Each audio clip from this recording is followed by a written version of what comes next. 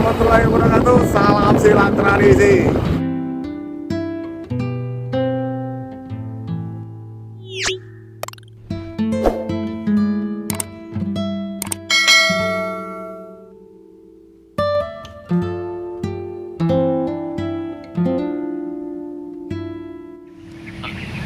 Oke, assalamualaikum warahmatullahi wabarakatuh, Cikgu. Waalaikumsalam. Gimana kabarnya, Cikgu? Sehat, Cikgu? Ya. Alhamdulillahirabbil alamin. Kita sedang berada di mana nih, Cikgu? Ini di komplek perumahan kita tuh. Dulunya di bukit. Bukit ya? Bukit itu diratakan. Nah, udah dibangun perumahan. Perumahan. Jadi, di komplek Pertamina ini Bukit Datu ini salah satu komplek perumahan yang paling besar. Hal apa saja sih yang harus dipersiapkan sebelum seseorang belajar seni bela diri, khususnya silet tarala, Cikgu? Jadi proses masing-masing aliran itu berbeda-beda kan. Iya, Cikgu. Kalau di silet tarala pertama itu yang harus dibetulkan itu niat. Niat. Oke. Niatnya harus betul, mau belajar, tujuannya untuk apa, nah harus jelas itu dulu. Semua diawali dengan niat. Nah, yang kedua itu kemampuan untuk bisa mengikuti peraturan-peraturan yang diberikan oleh guru tadi untuk mengajar. Nah, dan yang paling penting tahu syarat berguru. Nah, itu yang paling penting dulu. Tuh ada 4 unsur tadi kan, ada guru, ada murid, ada tempat, ada biaya. Nah itu dia yang harus dijelaskan. Jadi kalau di silet tarala sendiri itu prosesi pertamanya itu manatiang sarai namanya. Manatiang sarai itu yang kita kenal itu dengan nama manyiriah, yakni makan sirih. Iya. Ini disebut manatiang dalam silet tarala, yakni ketika si murid mengantarkan sirih kepada gurunya. Iya. Nah, kemudian gurunya akan memeriksa sirih yang merupakan manifestasi dari niat si anak tadi. Bisa dilihat dari sirih yang diantarkan tuh, Iya. Nah, bisa ditengok di situ tuh. Kemudian nanti si guru dan murid berlatihan memacah, bergulat antara guru dan murid. Kemudian nanti baru selesai prosesi menyiriah. Jadi dalam menyiriah itu timbang tarimu antara murid dan guru. Jadi antara murid dan guru menjadi anak sasian dan guru. Nah, anak sasian itu anak murid yang menyaksikan keilmuan gurunya. Itu disebut dengan anak sasian. Kalau syarat-syarat lainnya itu tergantung alu dan patik guru. Kalau dalam tradisi ini pakai alu dan patiknya. Alu dan patik itu istilahnya ya nggak dilihat semata-mata dari bagus gerakan, nggak dilihat semata-mata dari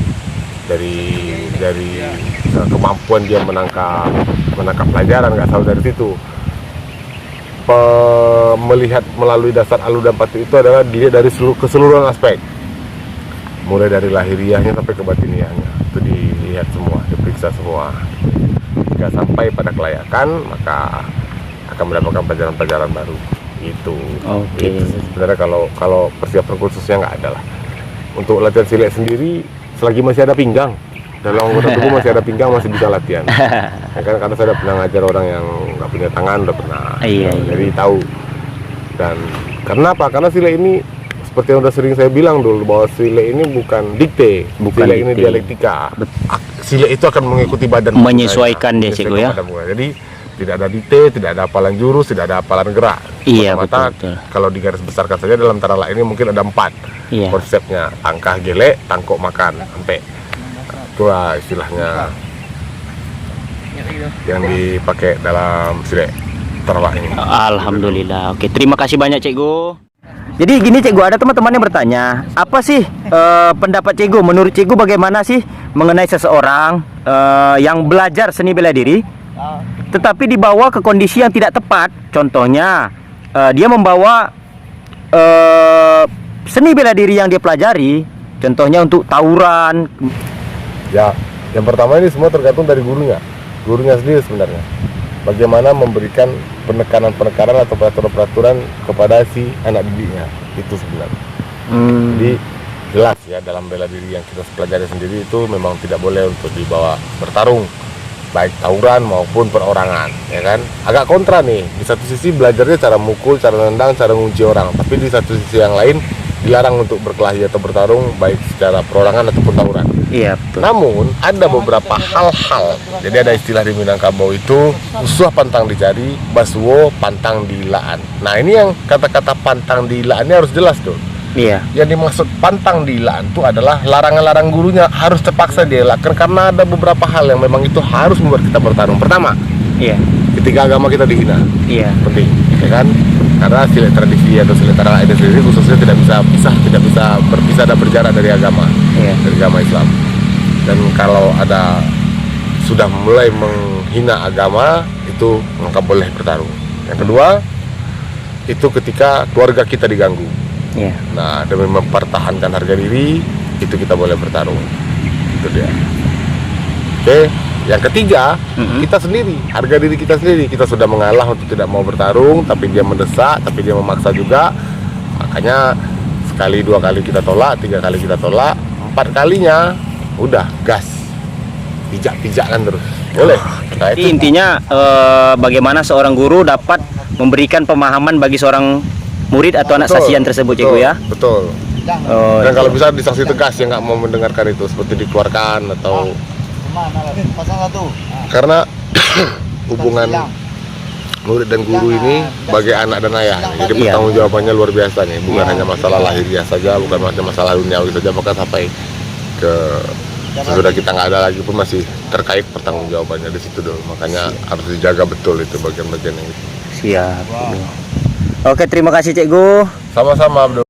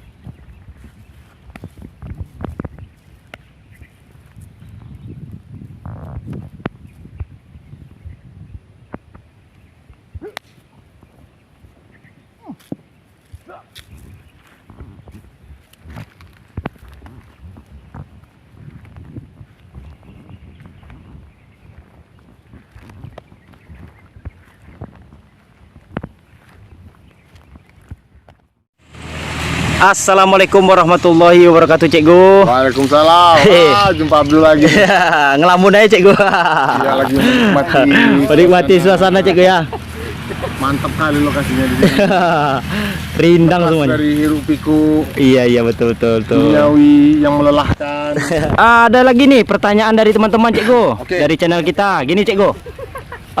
Apa sih silat itu? Apakah sama dengan silat atau seni bela diri lain, Cikgu? Oke. Mohon penjelasannya, Jadi Cikgu. saya disclaimer dulu nih bahwa ini adalah hasil dari persepsi dan hasil saya mendapatkan dari pertanyaan saya ke guru-guru saya gitu. Oke, tentang boleh. ini. Jadi yang lain mau mengaitkan dengan hal yang lain itu tidak masalah. Saya hormati pendapat-pendapat itu. Cuma yang sekarang saya pegang itu ya yang bagian yang ini gitu. Iya. Jadi silat itu tidak mau dia disamakan dengan silat. Iya. Silat itu silat ya silat ya silat. Karena kalau kita bicara dari rentang sejarahnya, silat itu sendiri dibawa oleh 4 pengawal Maharaja Dirajo.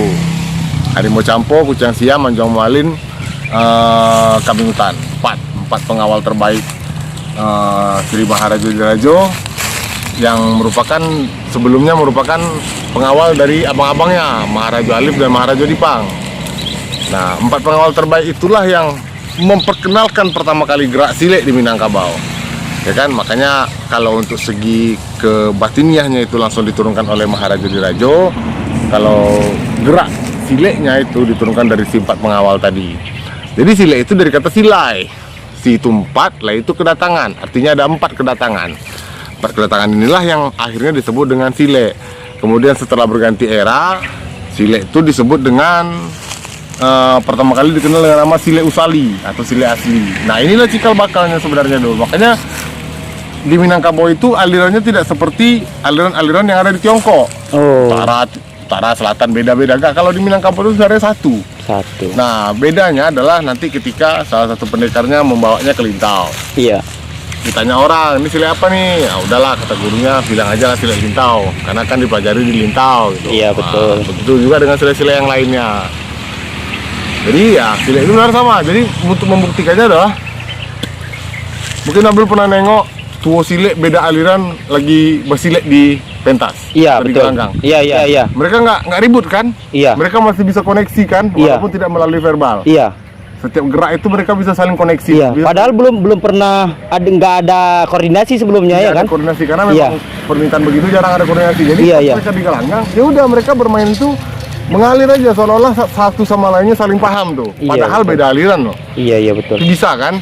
Tidak pula ada komunikasi verbal. Cuma Iya. komunikasinya hanya melalui gerak saja. Iya. Bisa terjadi. Nah, itu sebenarnya merupakan bekas tanda bahwasanya silek di Minangkabau ini berasal dari akar yang sama, yakni akarnya silek itu sendiri. Iya. Jadi aliran-aliran ini hanya sebagai pengganti lafaz untuk disebutkan namanya apa, kayak ada silek Kota Anau, ada Iya. silek Sungai Batu, ada silek apa? Satu lagi yang di Lubuk Baso, silek Tua Lubuk Basuang. Iya. Lebih begitu sebenarnya itu. Tapi pada dasarnya akarnya sama. Di sini juga bisa kita lihat bahwa sebenarnya balik ke konsep yang pernah Abdul tanyakan dulu tuh. Iya. Jadi silek itu ikut badannya. Nah, dibawa sama orang yang agresif, sileknya jadi agresif. Iya. Dibawa sama dengan orang yang berperawakan tenang, Iya. sileknya menjadi tenang. Iya. Dibawa dengan gerakan sedikit lihai dan cerdik, nah Iya. itu mungkin gurunya lihai dan cerdik. Nah, Iya. begitu. Tapi tetap akarnya sama-sama dari silek. Jadi silek itu menyesuaikan tuh, bahkan bukan hanya menyesuaikan dengan siapa dia dibawa, bahkan menyesuaikan dengan lokalitas tempat dia sendiri berkembang. Oke, udah mau asar nih. Kita Iya. gerak dulu ya. Oke, terima kasih banyak Cikgu. Semoga sehat selalu Cikgu.